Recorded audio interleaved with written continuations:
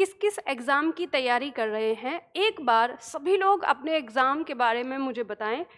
एक एक कमेंट सारे छात्र करें ताकि मुझे ये पता चल सके कि हमारे इस बैच में किस किस एग्ज़ाम को फोकस करने वाले हमारे छात्र हैं। फिर मैं आप लोगों को बताऊंगी कि जो हम हिंदी पढ़ने वाले हैं ये किस किस एग्ज़ाम को कवर करेगा, हमारी तकनीक क्या होगी इस बैच को कंप्लीट करने की। ठीक है, तो आप सभी लोग एक बार ये कमेंट करिए कि आप किस किस एग्ज़ाम की तैयारी कर रहे हैं, एग्ज़ाम की तैयारी कर रहे हैं या आप सिर्फ हिंदी पढ़ने के लिए, हिंदी को जानने के लिए पढ़ रहे हैं। ठीक है, तो यहाँ पे अब मैं देखती हूँ आप लोगों के आंसर आ रहे हैं।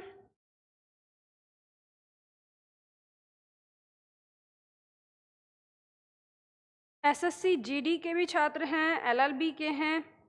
ठीक है, एसएससी जीडी काफ़ी सारे छात्र हैं, एसएससी के, यूपी ट्रिपल एससी के हैं, एमपीएसआई के हैं, यूपीएससी के भी छात्र हैं, यूपीएसआई के हैं, UP PCS, UK triple SC, state exam के लिए, बैंक क्लर्क के लिए, UP triple SC, RO ARO, UP PCS, super TET, UPSI, UP triple SC, UP force guard, okay, Rajasthan REET, okay, state SI, UP SI, MP SI, या bank clerk, LLB entrance exam, okay, Dilip Kumar कह रहे हैं, UPSI, RRB, UPSI और Hindi PGT, okay, UP GIC. ये GIC वाला कौन सा exam है Anurag? UPSI, UP police, UP ASI, UP ASI, UPSI होगा वो, कमल पाल डैट, ओके। तो बहुत सुंदर, यानी कुल मिला के हमको यहाँ पे पता चलता है कि हमारे जितने भी एग्ज़ाम होते हैं लगभग सारे एग्ज़ाम के छात्र हमारे इस बैच में आज शामिल हैं। लेखपाल, अभी तक लेखपाल नहीं आया था सामने, तो लेखपाल का भी आ गया है। ओके, चलो ठीक है, बहुत अच्छी बात है। मैं अब आप लोगों को एक बात बताती हूँ कि आप चाहे किसी भी एग्ज़ाम की तैयारी कर रहे हैं, इसमें दो एग्ज़ाम, मतलब एक एग्ज़ाम को आपको थोड़ा अलग रखना है, और वो एग्ज़ाम क्या है जो आपका शिक्षक के लिए होता है। शिक्षक मतलब जैसे टीजीटी, पीजीटी, नेट, जेआरएफ, ये सारे एग्ज़ाम जो हैं, यानी जो आप टीचर बनने के लिए जो एग्ज़ाम देते हैं उस एग्ज़ाम को छोड़कर बाकी जितने भी सारे एग्ज़ाम हैं उन सब का सिलेबस लगभग लगभग सेम है। लेकिन बात करें हम नेट, जेआरएफ और ये टीजीटी, पीजीटी की, तो इसमें मैं आपको बताऊंगी कि इसमें कुछ चीज़ें थोड़ी थोड़ी एक्स्ट्रा होती हैं। तो जो चीज़ें एक्स्ट्रा होती हैं मैं पढ़ाऊंगी वो भी आपके बैच में, लेकिन उन क्लासेस को हम अलग से लेंगे, मतलब एक तरह से वो एक्स्ट्रा क्लासेस होंगी। तो देखने के लिए आप सभी लोग उन क्लासेस को देख सकते हैं। पर अगर आप ये चाहते हैं कि नहीं मैम मैं तो यूपीएसआई का हूँ, मुझे एक्स्ट्रा क्लास नहीं लेनी, तो ये भी आपकी मर्जी होगी, आप उन्हें ना लें। लेकिन जिन छात्रों को आवश्यकता है वो क्लास ले पाएंगे। अब सबसे पहले आज की क्लास में मैं आप लोगों को यहाँ बताना चाहूँगी कि हम लोग कैसे पढ़ेंगे। हमें सबसे पहले ये जानना ज़रूरी है कि हम लोग कैसे पढ़ेंगे, कैसे हमें अपनी तैयारी करनी है, और मतलब ये जो हमारा 3 महीने का बैच होने वाला है इसमें हम किस तरह से चीज़ों को, क्लास को पढ़ना है, और हमारी क्लास के कुछ रूल भी होते हैं, कुछ नियम भी, तो वो सारी चीज़ें मैं आज आपसे बात करूँगी। तो सबसे पहले हम बात करते हैं कि अगर हमारे सामने आता है सामान्य हिंदी, ध्यान से समझिएगा। अब हम यहाँ पे बात कर रहे हैं सबसे पहले, क्योंकि हमें यह जानना ज़रूरी है कि जिस सब्जेक्ट को हम पढ़ने के लिए आए हैं हमारे एग्ज़ाम के लिए वो उतना यूज़फुल है या नहीं, ये वाली बात हमारे लिए जाननी ज़रूरी है। तो हम बात जब करते हैं सामान्य हिंदी की, और आपका कोई सा भी एग्ज़ाम हो, चाहे ऑब्जेक्टिव हो चाहे वो सब्जेक्टिव हो, यदि उसमें सामान्य हिंदी या हिंदी व्याकरण, ठीक है, सामान्य हिंदी या हिंदी व्याकरण अगर इस तरह से करके दिया हुआ है तो आप लोग इस बात को समझ जाइएगा कि जो हम यहाँ पे पढ़ने वाले हैं वो सारी चीज़ें इसमें पूछी जाने वाली हैं। फिर क्या होता है कि जब आपको वो सामान्य हिंदी और हिंदी व्याकरण ऐसे करके वो पहले बताता है कि इससे मैं पूछूंगा, 30 क्वेश्चन पूछूंगा, 20 क्वेश्चन पूछूंगा, 50 पूछूंगा, 100 पूछूंगा, 150 पूछूंगा, जितने भी वो देता है, हर एग्जाम में अलग अलग संख्या होती है। तो वो आपसे कह देता है कि मुझे सामान्य हिंदी से इतने प्रश्न करने हैं। फिर सवाल उठता है बाद में, जब थोड़ा सा और सिलेबस आगे व्याख्या करके दिया जाता है, तो वो सिलेबस में आपको ना कुछ टॉपिक देता है। जैसे वो लिखेगा वर्णमाला, जैसे लिखेगा संधि, समास, फिर आपको लिखेगा पद के भेद, फिर उसमें संज्ञा, फिर क्रिया, ऐसे अलग अलग दे देता है।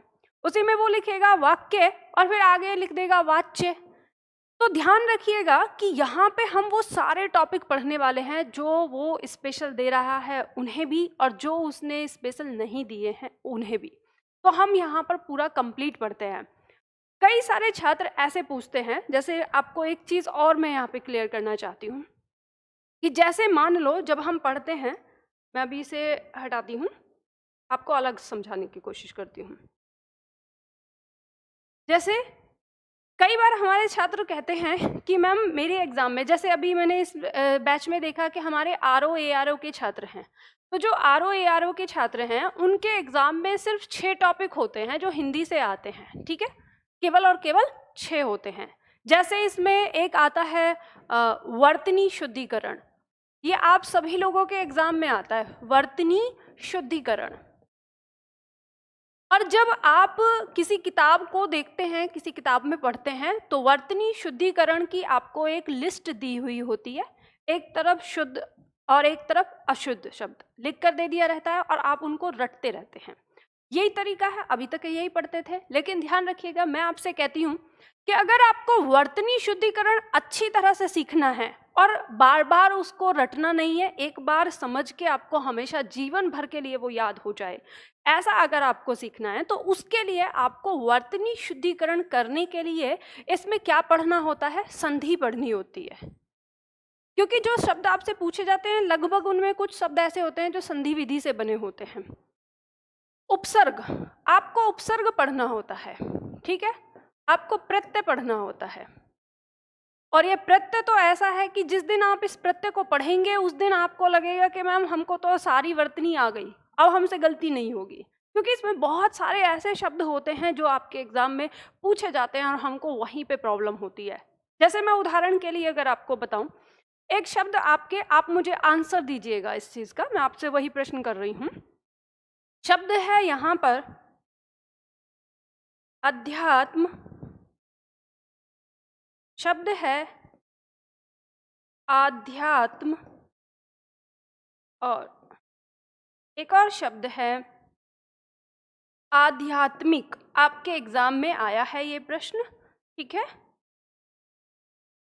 और इसको ए बी सी। प्रश्न क्या है, इनमें से अशुद्ध शब्द क्या है, ठीक है, अशुद्ध बताना है। ए बी सी डी, इनमें से अशुद्ध शब्द क्या है। 2 शब्द आपके सामने दिए हैं, 2 शब्द इसमें सही हैं और 1 शब्द इसमें गलत है। तो जल्दी से बताइए आप कैसे बताएंगे, ठीक है, आपके आंसर मैं यहाँ पे देख रही हूँ।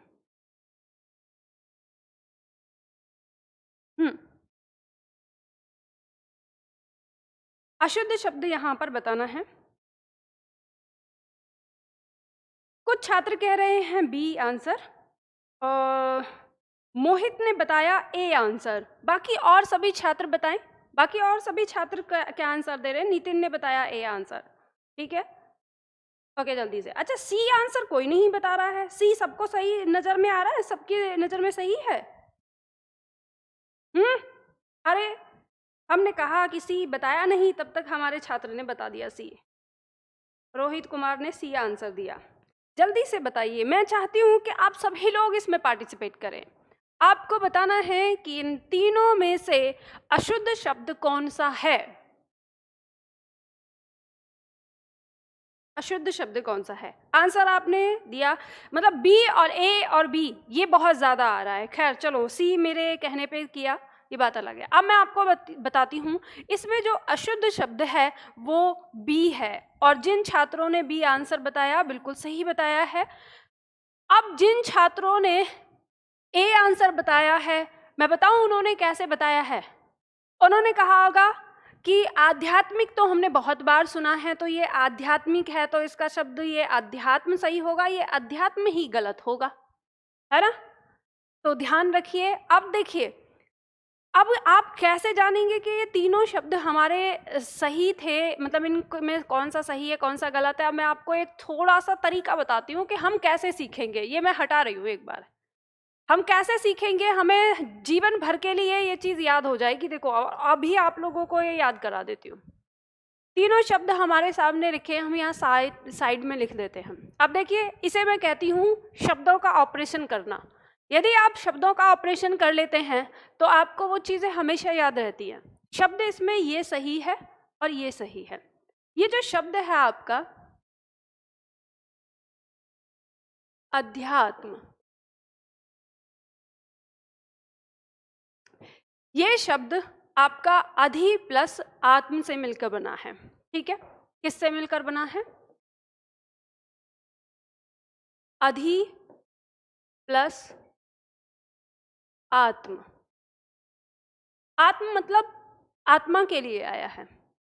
अब यहाँ पे इनके बीच में हुई है संधि, ठीक है, और संधि होने की वजह से ये जो ई है ये य में परिवर्तित हो जाता है। अब ये कैसे हुआ, क्या कहानी है, वो हम संधि में पढ़ेंगे। तो यहाँ पे यह हमारा इसमें परिवर्तित हो जाता है, ये आत्म शब्द इसके साथ जुड़ जाता है, और ये जो हमारे पास बचता है ये ध आधा रह जाता है क्योंकि ई बाहर निकली, और जब हम इसको जोड़ के लिखते हैं ये आ इस य को पूरा करता है और शब्द हमारा हो जाता है अध्यात्म। और जब ये अध्यात्म शब्द होता है, इस अध्यात्म शब्द में ही इक प्रत्यय जुड़ता है। इक प्रत्यय फिर इसमें जुड़ता है, और जैसे ही इसमें इक प्रत्यय जुड़ता है तो इस इक प्रत्यय के जुड़ने का एक नियम है कि जब भी ये किसी शब्द में जुड़ता है तो उसके पहले स्वर में परिवर्तन करता है। और पहले स्वर में क्या परिवर्तन करता है? उसे दीर्घ कर देता है। तो यहाँ पे पहला स्वर ये ए है, ये इक जब इसके साथ जुड़ेगा तो इस ए का आ कर देगा, और बाकी शब्द ज्यों का त्यों आ जाएगा। ये इसके साथ जुड़ जाएगा म के साथ, ठीक है, और माँ के साथ जुड़ेगा तो छोटी ई की मात्रा है इसके साथ आ जाएगी, और ये शब्द आपका आध्यात्मिक हो जाएगा। इसी तरह से बहुत सारे शब्द आएंगे, जैसे प्रमाण से प्रमाणिक, ठीक है, जैसे व्यवहार से व्यावहारिक, जैसे समाज से सामाजिक। इस तरह के बहुत सारे शब्द हैं और ये आपकी परीक्षाओं में आते हैं। आपसे ऐसे ही प्रश्न करता है एग्जामिनर और आप गलतियां करते रहते हैं। तो ध्यान रखिएगा कि हम यहाँ पर, यानी जब हम इनको सीख लेते हैं, यानी कि क्या चीज़ हमने सीखी, हमने संधि सीखी, प्रत्यय सीखा, तो इससे हमें पूरे शब्द के बारे में पता चल गया और हमेशा के लिए हमें याद हो गया। अब इससे हमारे 3-4 काम हुए। पहला चीज़ हमें संधि भी आ गई, दूसरी चीज़ हमें प्रत्यय भी आ गया, और तीसरी चीज़ हमारी वर्तनी शुद्धिकरण भी सही हो गई। तो जब हम इस तरह से पढ़ते हैं तो ध्यान रखिए, मैं हमेशा ये वाली बात बोलती हूँ ना, आप लोगों से क्लास में आपने सुना होगा कि एक बार हिंदी मेरे साथ पढ़ो और पूरे जीवन भर याद रखो, अपने पोतों को भी आप ही पढ़ाना। तो वो इसीलिए कहती हूँ कि एक बार हिंदी को अच्छे से पढ़ लो, एग्जाम तो दोगे ही दोगे, जॉब पाओगे, और साथ में फिर लास्ट में ना बुढ़ापे में अपने पोतों को आप पढ़ा दोगे, ठीक है। तो कहने का मतलब वही है। तो इस तरह से आपको अब समझ में आ गई होगी बात। तो यानी एक जैसे आरओ ने, अब आप ये बात सोचेंगे कि आरओ ने सिर्फ आपको 6 टॉपिक ही क्यों दिए हैं, क्योंकि वो जानता है वर्तनी शुद्धिकरण जैसे टॉपिक में कम से कम 3-4 टॉपिक जुड़े हुए हैं। वैसे ही उस आरओ की ही बात अगर मैं करूं तो इस समय सिर्फ कि आरओ में एक और टॉपिक होता है वाक्य शुद्धिकरण। अब आप ये देख सकते हो कि वाक्य शुद्धिकरण में क्या क्या आ सकता है। वाक्य शुद्धिकरण सीखने के लिए हमें पूरा का पूरा पद के भेद सीखने की आवश्यकता होती है, क्योंकि वाक्य शुद्धिकरण जब हम करते हैं उसमें लिंग में गलती करेगा, वचन में गलती करेगा, क्रिया में गलती करेगा, संज्ञा में गलती करेगा, सर्वनाम में गलती करेगा, विशेषण में गलती करेगा, और ये सब के सब पद के भेद है। और यही गलतियां वो वाक्य में करता है, वाक्य की और थोड़ी ना कोई नियम होते हैं। तो आपका वो जो 5+5 यानी टोटल 10 नंबर का जो क्वेश्चन है ना, वो 10 नंबर का क्वेश्चन आपकी लगभग पूरी हिंदी को ही इसमें शामिल कर लेता है, ठीक है। तो ये इसीलिए था कि जैसे हमारे बहुत सारे छात्र आरओ की अलग से स्पेशल क्लास देते हैं, मैंने अलग से क्लास करवा दी है, पर उसमें पूर्णता नहीं है, मतलब संपूर्णता नहीं है। तो संपूर्णता किस में है? तो संपूर्णता आपके इसी बैच में है जो आप यहाँ पे लेते हैं। इसमें आपको लेखन में भी सुधार होगा, आपकी परीक्षा में भी काम आएगा और सारी चीज़ें। तो इसमें क्या क्या टॉपिक होंगे, मैं एक बार बहुत थोड़ा जल्दी से आप सभी लोगों को ये बता देती हूँ कि क्या क्या टॉपिक इसमें होंगे हमारे, जो हम यहाँ पे करने वाले हैं। और हमारा क्रम क्या होता है करने का, तो आप सभी लोग अपनी अपनी परीक्षाओं के आधार पर, अगर आपने सिलेबस देखा हो तो जो आपकी परीक्षा में पूछा है, तो आप मैच कर लेना कि आपकी परीक्षा में इनसे जो मैं यहाँ पे टॉपिक पढ़ा रही हूँ कि सारे टॉपिक कवर हो रहे हैं कि नहीं हो रहे हैं। मैं यहाँ पे बता रही हूँ आपको। जैसे देखो, हम सबसे पहले वर्णमाला लेके चलते हैं। शुरुआत में वर्णमाला लेकर चलेंगे और वर्णमाला में हमारे वर्ण और उसके प्रकार और वर्ण जो हमारे स्वर हैं उनका वर्गीकरण, स्वर के वर्गीकरण करने के बाद हम व्यंजन और व्यंजन की परिभाषा और व्यंजनों का वर्गीकरण। अब व्यंजन भी आप देखते हैं, स्पर्श व्यंजन होता है, अंतस्थ व्यंजन होता है, लुंठित वर्ण के बारे में पूछा जाता है, पार्श्विक वर्ण पूछा जाता है, ऊष्म व्यंजन हो गया, काकल्य आपने देखा होगा अगर प्रश्न काकल्य वर्ण पूछा गया है तो वो सारी चीजें हम इसमें पढ़ेंगे। फिर आप देखते हैं घोषत्व के आधार पर व्यंजन पूछे जाते हैं, प्राण तत्व के आधार पर व्यंजन पूछे जाते हैं, ठीक है। हिंदी शब्दकोश में वर्णों का स्थान पूछा जाता है, आगत नवनिर्मित ध्वनियाँ, इस तरह से ये ध्वनियाँ पूछी जाती हैं आपकी। तो ये सारी चीज़ें हम वर्तनी में वर्णमाला में करते हैं। इसके बाद हमारा वर्तनी आता है। वर्तनी क्या है, आपकी परीक्षा में प्रश्न आता है पंचमाक्षर से, जो यहाँ पे आपका पंचमाक्षर दिया है। आपको यहाँ बताया जाएगा अनुस्वार और चंद्रबिंदु और पंचमाक्षर, इन तीनों में अंतर क्या है। हमारे छात्रों को इन तीनों में अंतर समझ में नहीं आता, काफ़ी सारी गलतियाँ होती हैं। परीक्षा में प्रश्न भी आता है यहाँ से। फिर यहाँ पे आपका प्रश्न रहता है ड और ढ, यानी बिंदी वाला ड और बिंदी वाला ढ, इन दोनों में अंतर क्या है, इनका प्रयोग कब कहाँ कैसे करेंगे, वो सारी चीज़ें हम बताएंगे। द के रूप, ह के रूप, र के रूप, यहाँ से भी आपकी परीक्षा में प्रश्न अब आने लगे हैं। ये बेसिक है, बहुत बेसिक उठाया है अब परीक्षा ने, ये सारी चीज़ें आने लगे तो हम इनके बारे में पढ़ेंगे। और सिर्फ परीक्षा के आधार पर ही नहीं, ये हमारी लेखनी के लिए भी बहुत ज़्यादा इम्पॉर्टेंट टॉपिक हो जाता है, जिसमें हमें पता चलता है कि हम लिखने में जो छोटी छोटी गलतियाँ करते हैं वो क्या गलतियाँ हैं, ठीक है। उसके बाद विराम चिन्ह के बारे में पढ़ेंगे। यहाँ से भी आपकी परीक्षा में लगभग 1 नंबर का क्वेश्चन आता ही है, ठीक है, एक प्रश्न आपका आता है। अभी आप लोग जो लिख रहे हैं मैं बाद में देखूंगी आपके प्रश्न, पहले मैं अपनी बात यहाँ फिनिश कर दूं, ठीक है।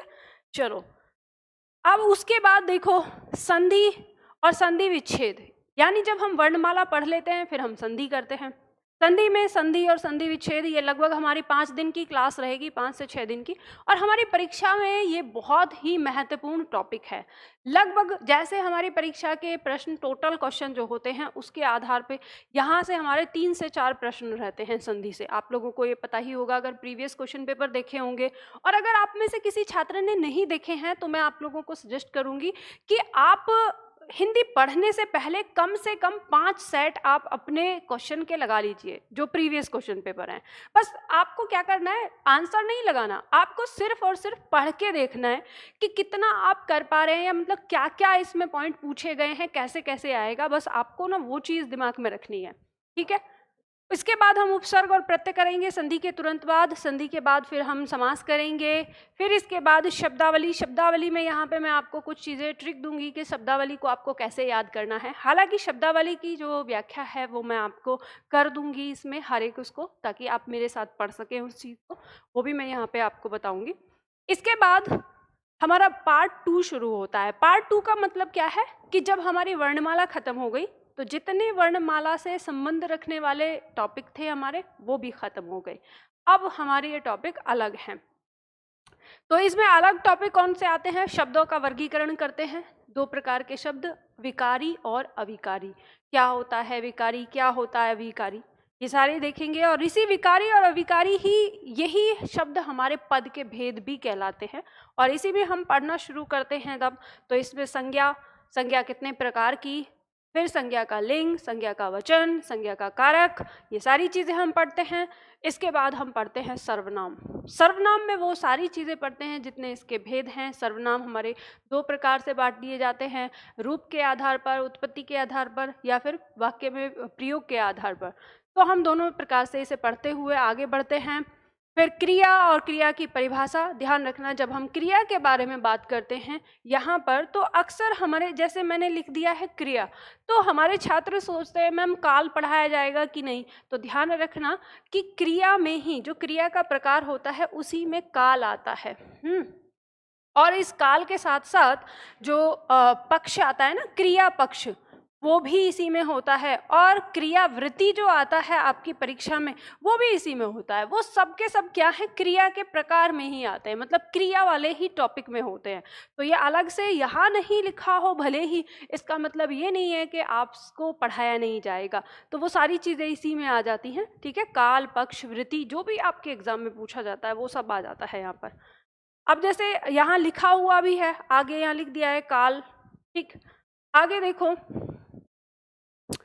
इसके बाद जब हम पूरे भेद पढ़ लेते हैं, जो हमारे पद के भेद हैं, यानी हम सारे पदों के बारे में, शब्द के बारे में जान लेते हैं, तो फिर हम वाक्य बनाते हैं।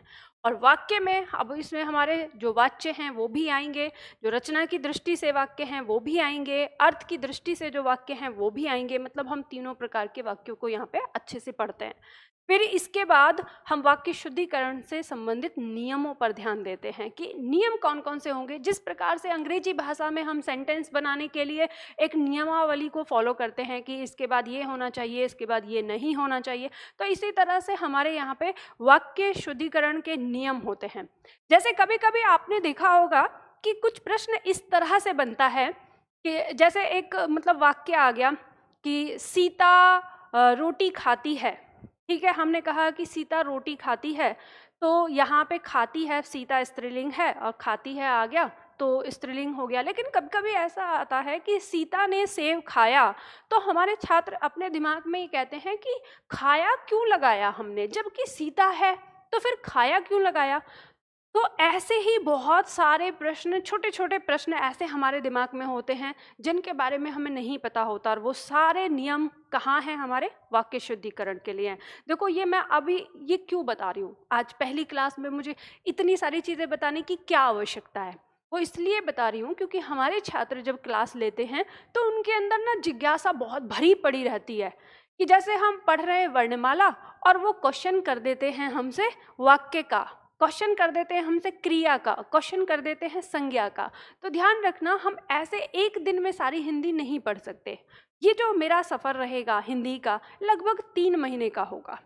3 महीने में हम पूरी हिंदी को कंप्लीट पढ़ेंगे, और 3 महीने अगर आप एक धैर्य के साथ, पेशेंस के साथ मेरे साथ अगर हिंदी पढ़ लेते हैं, तो मैं ये आपको गारंटी से कह सकती हूँ कि हिंदी में 99%, अब 99 मैंने क्यों बोला है, इसलिए बोला है क्योंकि मुझे ना आप पर भरोसा नहीं है कि आप मेरी जैसे मैं कहती हूँ वैसे ही करेंगे। आप कहीं ना कहीं छुट्टी कर सकते हैं। अगर जैसे मैं कहती हूँ अगर वैसे आपने किया तो 100%, है ना, एकदम से 100%, 101% आप इसे कह सकते हैं, आपको हिंदी के सारी चीज़ें आ जाएंगी अगर आपने इन मेरी बात को ध्यान किया, फॉलो किया जैसे जैसे मैं बता रही हूँ। तो यानी यहाँ पे मैं आपको पहले इसीलिए बता रही हूँ कि ताकि आपको ये पता चल जाए कि हम क्या क्या चीज़ आगे पढ़ने वाले हैं, तो आपको धैर्य रहे। ठीक है, फिर इसके बाद देखो वाक्य तक आकर हमारा व्याकरण खत्म हो जाता है ना, वाक्य तक आकर व्याकरण खत्म हो जाता है। अब हमारे कुछ पॉइंट ऐसे हैं जो हिंदी साहित्य में आते हैं, साहित्य के लिए हम पढ़ते हैं। तो साहित्य में जो हमारे आते हैं जैसे अलंकार। अब अलंकार में हम बहुत सारे प्रकार के अलंकार हैं, मैंने ये दिया है, आपको ये नोट्स मिल जाएगा, आप एक तरफ से पहले पढ़ लेना कि हम कौन कौन से अलंकार आगे पढ़ने वाले हैं। ठीक, फिर उसके बाद ऐसे ही हम यहाँ पे रस पढ़ते हैं, तो रस को भी हम पूरा, अलंकार की भी हमारी 5 से 6 दिन की क्लास होती है, रस की भी हमारी 5 से 6 दिन की क्लास होती है, हम अच्छी तरह से इसको पढ़ते हैं पूरा। फिर उसके बाद हमारा छंद आता है, छंद की भी हमारी 2 क्लास होती हैं और इसे भी हम कंप्लीट करते हैं। उसके बाद हिंदी साहित्य से रिलेटेड वो क्वेश्चन होते हैं जो आपके एग्जाम में रचना एवं रचनाकार, उनकी कृतियाँ, पुरस्कार जैसे जो आपके प्रश्न आते हैं, वो सारे प्रश्न हम यहाँ पे सॉल्व करते हैं हिंदी साहित्य का। इसके बाद अगला पॉइंट लेते हैं जिसमें हमारे रचनाकार, पुरस्कार और अपठित गद्यांश और पद्यांश ये सब आते हैं। अपठित गद्यांश जिसे आप कॉम्प्रीहेंशन भी कहते हैं, बोध शक्ति भी कहते हैं। मतलब अलग अलग एग्जाम में अलग अलग नाम से इसको बताया जाता है कि अपठित गद्यांश, कॉम्प्रीहेंशन या बोध शक्ति। ठीक है, तो वो सारी चीज़ें हम करते हैं यहाँ पर कवर। और फिर उसके बाद पार्ट 4 जो हमारा आता है, इसमें आता है पत्र लेखन। अब यहाँ मैं बिल्कुल क्लियर करना चाहूँगी आप लोगों को कि ये पत्र लेखन केवल ऑब्जेक्टिव टाइप के क्वेश्चन के लिए होगा, सब्जेक्टिव नहीं। जिन छात्रों का सब्जेक्टिव एग्जाम है उनका पत्र लेखन अलग होगा, इस क्लास में नहीं होगा। यानी वो अलग जब स्पेशल एग्जाम के बैच बनता है उसमें होगा। तो आप में से अगर, क्योंकि ये हमारी जो पत्र लेखन है ये हमारे व्याकरण का हिस्सा नहीं है, पर यहाँ पे हमारी परीक्षा में जो प्रश्न आते हैं ऑब्जेक्टिव, इसलिए मैंने यहाँ पे ये रखा है ताकि आपके वो, और यहाँ कम से कम 3 या 4 प्रश्न आते हैं। जैसे यूपी SSS में ये प्रश्न काफ़ी ज़्यादा आते हैं, तो 4 भी प्रश्न आ जाते हैं कभी कभी आपके, तो उसके लिए यहाँ पे हमने इसे रखा है। भाषा एवं बोलियां, जो आपका भाषा विज्ञान वाला जो टॉपिक होता है, ये मैंने सबसे अंत में रखा है ताकि आपको ना डर ना लगे। कई बार हमारे छात्र इसको पढ़ते हुए ना पहले ही डर जाते हैं। लगभग किताबों में आपको पहले नंबर पे मिलता है, बट मैंने इसे लास्ट में रखा है। इसमें सारी बोलियां और सब चीज़ों के बारे में आप पढ़ेंगे। इसके बाद जैसे हमारे MPSI के छात्र हैं, उनके एग्ज़ाम में पहेलियां आता है, तो पहेलियों को भी कलेक्ट करने की कोशिश करी है। ऐसे ही आप उनके एग्ज़ाम में अव्यवस्थित वाक्य यानी यरल व जो खंड आते हैं टुकड़े होके, ठीक है, वो यहाँ पर दिए हुए हैं। फिर उसके बाद संक्षेपण, ये भी MPSI के छात्रों के लिए आता है उनके एग्ज़ाम में। और फिर पारिभाषिक शब्द, ये PCS के जो हमारे एग्ज़ाम हैं जितने, उनमें पूछा जाता है सब्जेक्टिव में जो पारिभाषिक शब्द है, और साथ ही साथ SSSC में भी होता है और MPSI में भी शायद ये होता है। ठीक है, तो इसको मैंने इस तरह से डिज़ाइन किया है, जो हमारा कोर्स है, जो हमारा सब्जेक्ट है, सिलेबस है, कि जैसे जैसे एग्ज़ाम मतलब टॉपिक आप पढ़ते जाएंगे, शुरुआत के टॉपिक यानी छंद तक जो टॉपिक हैं वो सबके कॉमन है, सबके जितने भी एग्जाम होते हैं सब में छंद तक। छंद के बाद कुछ चीज़ें अलग अलग हैं, तो जिसकी जो चीज़ है वो उतना उतना पढ़ के अपने एग्जाम की तैयारी करेगा। ठीक है, तो ये एक हमारा सिलेबस है जिस पे हम पढ़ने वाले हैं। तो अब बात करती हूँ यहाँ पे, तो आज यहाँ पे एक चीज़ मुझे बतानी है। अब मैंने आप लोगों को सिलेबस बता दिया, ठीक है। अब आप सभी लोगों को यहाँ पर क्या ध्यान देना है कि आप सभी लोग जब पढ़ेंगे क्लास में तो कोशिश ये करेंगे कि जिस समय मैं पढ़ा रही हूँ उस समय आप शांति से बैठे। देखो, आपको रूल बताती हूँ कैसे आपको करना है। अगर आपको बहुत अच्छे से पढ़ना है ना, ऐसे पढ़ना है कि बस हमें ना एकदम से पूरा अच्छे से हिंदी आ जाए, तो एक पैटर्न सिर्फ हिंदी के लिए नहीं, ये हर सब्जेक्ट के लिए आपको फॉलो करना है। कि जैसे सपोज करो हमारा वर्णमाला शुरू हो रहा है, ठीक है, वर्णमाला हमने पढ़ना शुरू किया, तो वर्णमाला की हमारी लगभग 5 क्लास होती हैं। तो अब ये बताइए, देखो आप अपने दिमाग से सोच सकते हैं कि 5 क्लास जब वर्णमाला की हैं तो 5 क्लास में 1 से 1.5 घंटे क्लास चलेगी, तो 5 घंटे लगभग हमारी क्लास चलेगी। तो 5 घंटे जब हम शुरू करेंगे तो भाई सबसे पहले अगर हम एक पॉइंट, फिर दूसरा पॉइंट, फिर तीसरा पॉइंट, फिर चौथा पॉइंट, फिर 5वां पॉइंट, फिर 6ठा पॉइंट, ऐसे पढ़ते जाएंगे, है ना। तो अगर मान लो कि मैं यहाँ पे आपको पहला और दूसरा पॉइंट पढ़ा रही थी, यहाँ पे मैं पढ़ा रही थी, तभी आपके दिमाग में ऐसा सवाल आया कि ये क्या होता है, आपने तुरंत कमेंट कर दिया कि मैम ये क्या होता है। तो अब देखो वो 2 कंडीशन हो सकती है। मान लो आपने प्रश्न कर दिया कि ये क्या होता है, तो अगर वो पॉइंट इससे संबंधित है तो मैं बता दूंगी आराम से, ठीक है। लेकिन अगर मान लो वो पॉइंट इससे संबंधित है तो फिर मैं कहूँगी या तो मैं इग्नोर कर दूंगी उसको, है ना, या तो इग्नोर कर दूंगी, या तो मैं कहूँगी कि अभी आएगा बाद में बताऊंगी, या ये कहूँगी कि रुको अभी बाद में बताऊंगी, या फिर रौद्र रस में भी आ सकती हूँ कि शांति से बैठो पहले। तो ऐसे ही जब मान लो मैंने कह दिया कि बाद में बताऊंगी या मैंने इग्नोर कर दिया, तो आपके दिमाग में ना 2 सवाल पैदा होने लगते हैं। पहली चीज़ कि मैडम हम पे ध्यान नहीं दे रही हैं, हम अकेले बैठे हुए हैं, ये सवाल आता है। दूसरा, अगर मैं कह दूंगी कि बाद में बताऊंगी तो स्टूडेंट क्या सोचता है, अरे मैडम को आता नहीं है, मैडम पहले पढ़ के आएंगी तब पढ़ाएंगी, दिमाग में ये चला जाता है।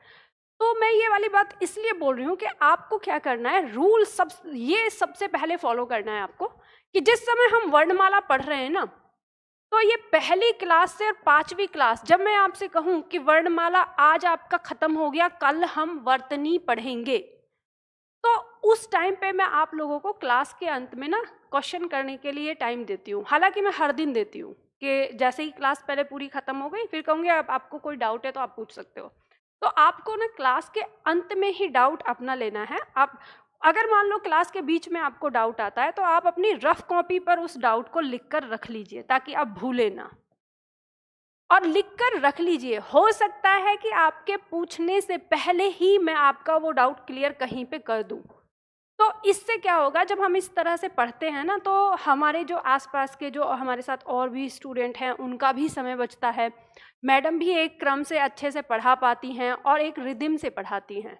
तो ये बात हमेशा ध्यान रखना कि जब भी डाउट वाली बात हो तो क्लास के एक तो जिस समय मैं स्टार्टिंग में आई हूँ क्लास में तब नहीं पूछना, और क्लास के बीच में नहीं पूछना। जब भी आपको डाउट पूछना हो अपना तो क्लास के लास्ट में जब मैं आपको समय दूँ, ठीक। और फिर उसके बाद एक समय के बाद मैं आप लोगों को अपना व्हाट्सअप नंबर भी दूंगी कि कभी भी आपको कोई दिक्कत हो तो आप वहाँ पे पूछ सकते हैं। लेकिन वो अभी शुरुआत में नहीं मिलेगा, एक समय के बाद मिलेगा जब मुझे पता चल जाएगा कि आप लोग अब पढ़ने लगे हो, अच्छे से समझ रहे हो, तब मैं आप लोगों को उसी नंबर को दूंगी, ठीक। तो अब यहाँ पे देखो ये वाली बात आपको पता चल गई।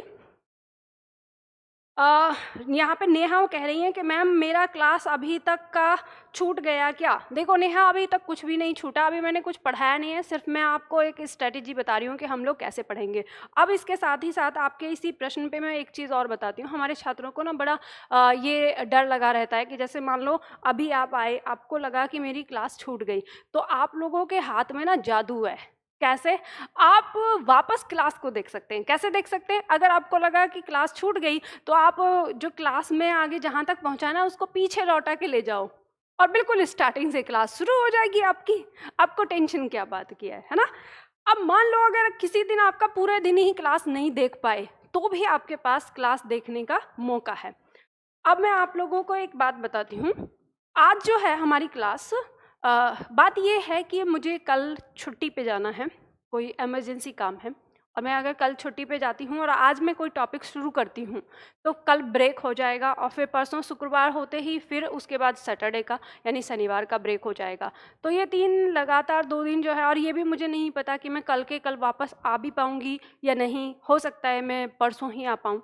तो मॉर्निंग बैच है आप लोगों का, तो मैं आज यहाँ पे आप लोगों को कुछ काम देके जा रही हूँ, जो काम आप लोगों को करके रखना है। हमारी क्लास जो होगी वो सोमवार से कंटिन्यू होगी, आज के बाद सोमवार से, ठीक है, 11 बजे होगी। अब उससे पहले आप लोगों को क्या करना है, जैसे अभी ये क्लास चल रही है, अब मैं आपको बताती हूँ। जब आपने ये बैच खोला होगा, थोड़ा सा देखो आपको समझाती हूँ दिखा के, अगर आपको दिखता है तो।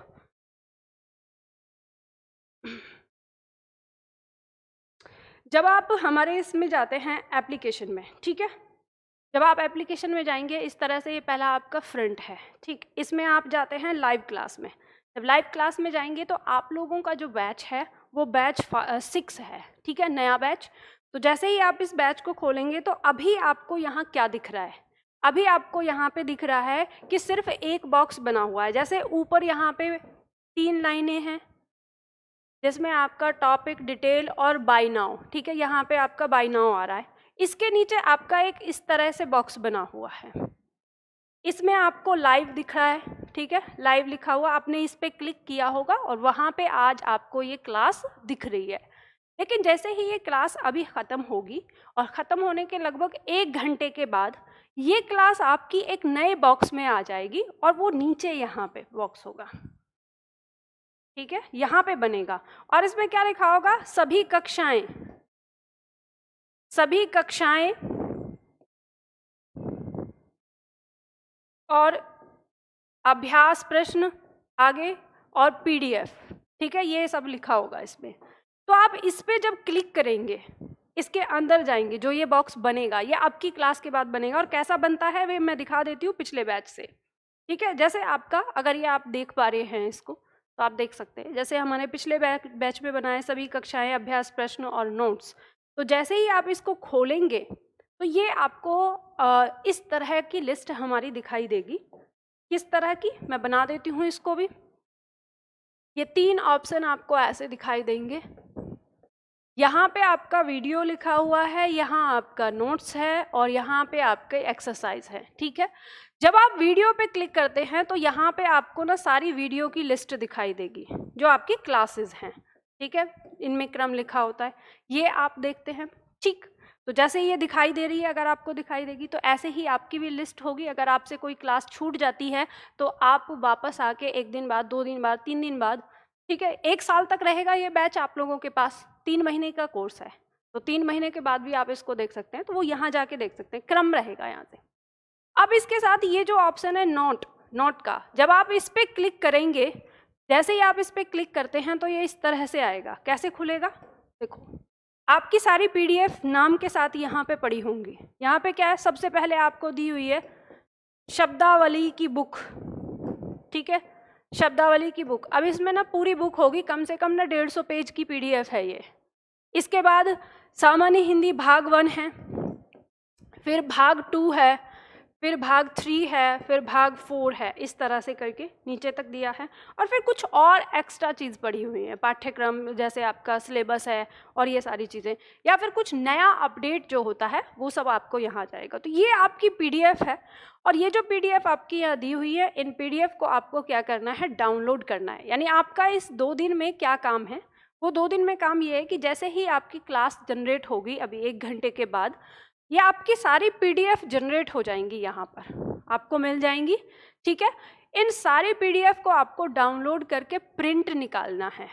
प्रिंट क्यों निकालना है यहाँ पर, तो प्रिंट इसलिए निकालना है कि मैं आप लोगों को ऐसे पढ़ाती हूँ कि यहाँ पे मेरे साथ पढ़ने के बाद और ये प्रिंट निकालने के बाद आपको किसी और बुक का सहारा नहीं लेना है हिंदी के लिए। यहाँ पे मैं आप लोगों को लिखवाऊंगी कैसे, ये नोट्स प्रिंट निकाल के आपको क्यों रखना है, क्योंकि आप लिखेंगे। जैसे मान लो उसमें लिखा होगा, हम जैसे स्वर पढ़ रहे हैं तो स्वर की परिभाषा आपको लिख कर दी होगी और यहाँ पे स्पेस दिया होगा जहाँ पे आपको अपने हाथ से उसका उदाहरण लिखना है। इस तरह से आपका स्पेस, यानी आधे लिखे हुए प्रिंट रहेंगे ये, आधे आपको अपने हाथ से लिखने हैं। तो फिर जब मैं क्लास में पढ़ाऊंगी तो हर रोज आप लोगों को डिस्टर्ब होगा, तो इसलिए पहले तैयार रहें प्रिंट निकाल के, ठीक। आप में से बहुत सारे छात्र ऐसे भी हो सकते हैं जिन्होंने इन प्रिंट्स को, यानी ये नोट्स हमारे यहाँ पे मिलते भी हैं, तो आपने यहाँ से मंगवाया भी होगा कि हमें प्रिंट किए हुए नोट्स दे दो, तो उनके रास्ते में होंगे। तो वे छात्र केवल वर्णमाला वाला प्रिंट निकाल के रखें अभी, क्योंकि आजकल जो हमारे ये जा रही है ना, बुक जा रही है, तो कुरियर वाले बहुत ज़्यादा समय ले रहे हैं ये कोरोना के चलते में। तो पोस्ट ऑफिस पे भी एक बार में सिर्फ 5 पैकेट ही लेते हैं एक दिन में, इससे ज़्यादा लेते ही नहीं हैं। बहुत ज़्यादा परेशानियों का सामना करना पड़ रहा है। छात्रों के ऑर्डर तो दिन में बहुत सारे आते हैं, लेकिन यहाँ से कुरियर नहीं हो पाता, बहुत समस्या है। तो इस वजह से हो सकता है कि आपके पास वो लेट पहुँचे जिन भी छात्रों ने ऑर्डर किया है अभी तक, तो वो तब तक वर्णमाला के केवल नोट्स निकाल लें, तो वर्णमाला पे काम कर लें, फिर उसके बाद जब किताबें उनके पास पहुँच जाएंगी तो वो किताबों पे कर सकते हैं, ठीक है। तो ये हमारा यहाँ पे रहेगा, तो आप लोगों को ये नोट्स निकालने हैं। तो ये मैंने नोट्स के बारे में बता दिया। और फिर हाँ, इसके साथ एक चीज़ और रह गई है जो आपको बतानी है, कि जो आपका यहाँ पे मैंने बताया था ना एक्सरसाइज के लिए, चलो अब ये पीछे रह गया।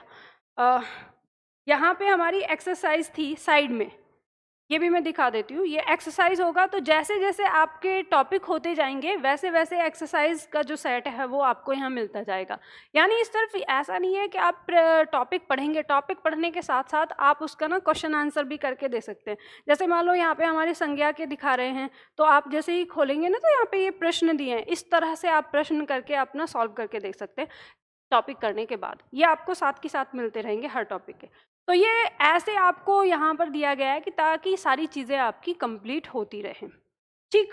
तो चलो अब यहाँ पे मैं देखती हूँ आप लोगों का कोई सवाल है। अगर आप कुछ पूछना चाहते हो तो मुझसे अभी इस समय पूछ सकते हो। अगर आपके दिमाग में कोई और डाउट चल रहा हो अभी क्लास से लेके, तो आप लोग पूछ सकते हैं, ठीक है। यहाँ पे रोहित कुमार कह रहे हैं कि मैम वीडियो डाउनलोड होगा ही नहीं, नहीं, ऐसा नहीं है रोहित, वीडियो आपका डाउनलोड होता है। देखो ये क्या है कि सर्वर पे जाती है वीडियो, तो आप ऐसे समझिए कि कभी तो ये आपका 5 घंटे में ही रेडी हो जाता है डाउनलोड होने के लिए, कभी ये 24 घंटे लगा लेता है। तो आपको मैं ये कहूँगी कि आप 24 घंटे का इंतज़ार करेंगे, अगर आप डाउनलोड करके देखना चाहते हैं तो आपको 24 घंटे का इंतज़ार करना पड़ेगा। अगर वो तो आप बीच में देख सकते हैं, तो फिर उसके बाद ये डाउनलोड भी हो जाएगी, ऐसा नहीं है कि ये डाउनलोड नहीं होगी, डाउनलोड भी हो जाएगी। आप डाउनलोड करके, और लेकिन वो रहेगी आपके ऐप में, तो डाउनलोड करके अगर आप देखेंगे तो उससे आपका नेट खर्च नहीं होगा बहुत ज़्यादा, जैसे लाइव में बहुत ज़्यादा नेट खर्च होता है, तो वो आप देख सकते हैं।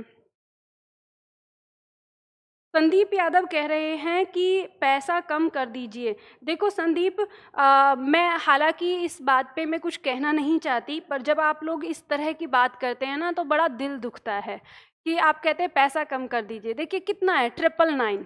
आप पता है एक लार्ज पिज़्ज़ा जब खाते हैं ना मार्केट में जाके, 900 रुपये तो आप उसके लिए दे देते हैं एक टाइम का, और ये 1 साल के लिए आपको मिल रहा है बैच। ये जो आप अपने पेट की भूख के लिए बहुत कुछ करते हैं, पर इसकी भूख के लिए ना कुछ खर्चा नहीं करते, और यही कारण है कि हम ना हमेशा पिछड़े रहते हैं। जो इंसान इसकी भूख के लिए पैसा खर्चा करता है ना और इसके लिए नहीं सोचता, वो इंसान जीवन में सफल हो जाता है। आपको इतना समझना चाहिए कि आज की जो मैं क्लास आप तक पहुंचा रही हूँ ना, इस क्लास को आप तक पहुंचाने के लिए मैंने पहले कितना खर्चा किया होगा, शायद इसका आपको अंदाज़ा नहीं है। और आप तक पहुंचने के लिए केवल मैं ही नहीं हूँ। अब आप इतने छोटे बच्चे नहीं हैं कि मुझे आपको हर डिटेल देनी पड़े। मैं जिस जगह पे खड़ी हूँ, इस जगह पे रेंट भी जाता है, जिस लाइट में खड़ी हूँ इस लाइट का बिल भी जाता है, जो साधन में आप तक मुझे पहुंचा रहे हैं वो साधन पैसे से आते हैं। तो ऐसी बात नहीं कहनी चाहिए। मैं ये वाली चीज़ यूट्यूब पे इसलिए नहीं बोलती क्योंकि अब यूट्यूब के लोगों से मुझे कोई मतलब नहीं है, सच बताऊँ तो मुझे बिल्कुल मतलब नहीं है। वो लोग ऐसे हैं जिन्हें जो सिर्फ डिसलाइक करके भी जाने वाले लोग होते हैं उसमें। लेकिन आप मेरे एप्लीकेशन पे आके पढ़ रहे हैं, आप यहाँ पे बात कर रहे हैं, तो मैं इसलिए ये बात कह रही हूँ। आप बहुत दिल दुखाते हैं ये वाली बात कह के। 999। आपको एक घटना बताती हूँ मैं।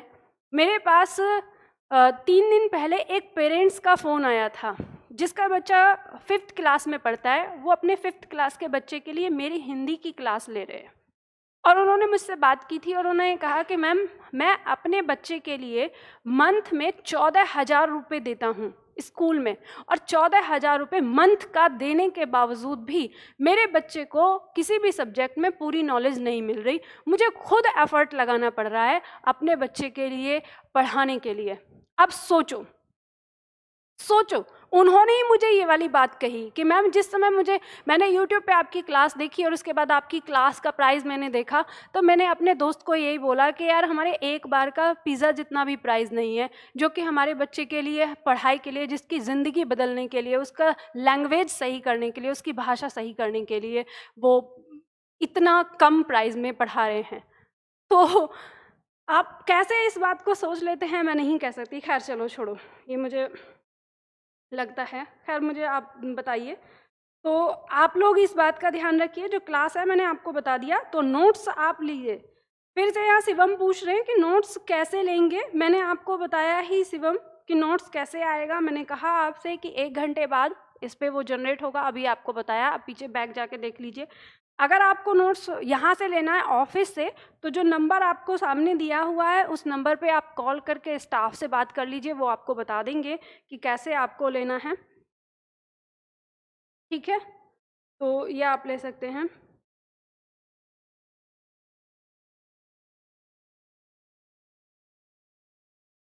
तो क्या लिख रहे हैं संजय आप? समझ नहीं पाई मैं आपके।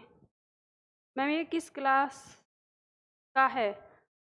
कौन सी क्लास का? ये आपके हर एग्ज़ाम के लिए हैं, जितने भी आपने एग्ज़ाम बोले थे उन सबके लिए सामान्य हिंदी है ये। ठीक है,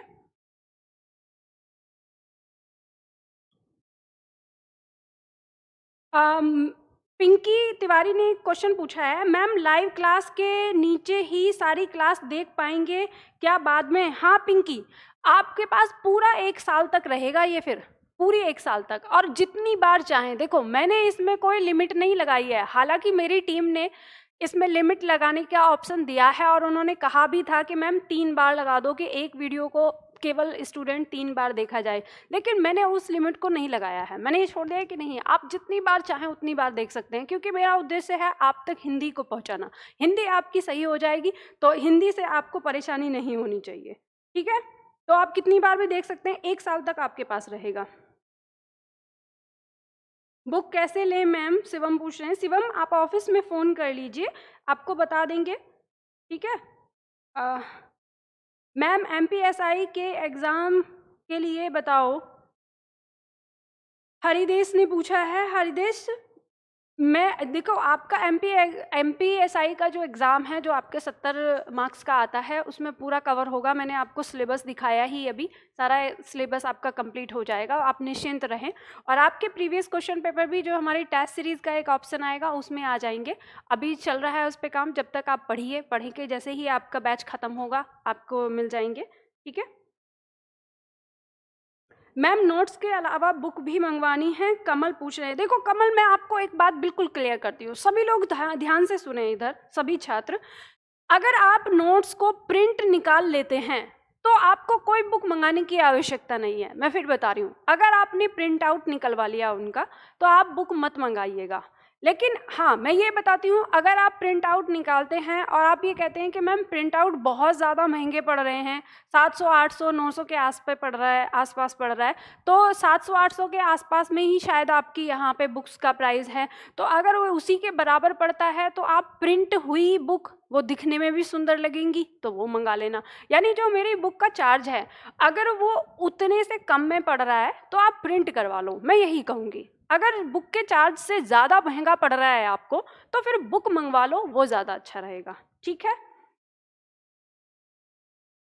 और नोट्स कैसे बनाना है, आपको क्या लिखना है, कैसे लिखना है, ये सारी चीज़ें मैं आपको क्लास में बताऊंगी हमेशा, ठीक है। और मैं सामने वो PDF रखूंगी जो आपके पास रहेगा, उस PDF पे कहाँ पे क्या लिखना है, वो सारी चीज़ें मैं आपको साथ साथ बताऊंगी, इसलिए आप निश्चिंत रहें। बस मुझे एक थोड़ा सा अफसोस रहता है कि आप लोगों की नोट्स मैं नहीं देख पाती। अदरवाइज़ जो मेरे ऑफलाइन क्लास के छात्र होते हैं, उनका तो मैं नोट्स भी चेक करती हूँ, तो मुझे पता चलता रहता है कि आप सही लिख रहे हो कि नहीं लिख रहे हो, ठीक है। अगर आप अपने नोट्स चेक करवाना चाहते हो तो मुझे ईमेल कर सकते हो PDF बना के, लास्ट में जब क्लास ख़त्म हो जाए तो लास्ट में ईमेल कर देना PDF बना के कि मैम हमने ऐसे बनाए हैं, चेक कर लूँगी मैं, ठीक है। तो चलो ठीक है, ऑर्डर कैसे करें, देखो मैंने आपको बता दिया कैसे मिलना है, कहाँ से मिलना है, कैसे ऑर्डर करें किताबों का, इन सारी चीज़ों के बारे में ना आप ऑफिस में कॉल कर लीजिए। जो नंबर आपको सामने दिया है ना, उस नंबर पर आप कॉल कर लीजिए, ठीक है। Thank you Neha. अब देखो, अब मैं आप लोगों से एक, अभी क्लास आगे चलेगी या यहीं पर समाप्त हो जाएगी? सौरभ पूछ रहे हैं। सौरभ, अभी मैं आगे अभी क्लास नहीं लूँगी इसके आगे, मैंने वही आपको बता रही हूँ जानकारी। मैंने आपको बता दिया, अगर आप इस बात को समझ चुके हैं कि हमारी क्लास जो होगी वो सोमवार को 11 बजे होगी, और वहाँ पे फिर मैं ये भी बता देती हूँ, फिर सोमवार को मैं एकदम सीधा वर्णमाला शब्द लिख के और वहीं से शुरू करूँगी। फिर मैं आपको ना नोट्स के बारे में बताऊँगी, ना क्लास के बारे में बताऊँगी, ना ऐप कैसे चलेगा, इन सब चीज़ों के बारे में नहीं बताऊँगी, है ना। तो आज ही सुन लीजिए, समझ लीजिए इस चीज़ को, हम उस दिन बिल्कुल स्टार्टिंग से एकदम पढ़ना शुरू कर देंगे, ठीक है।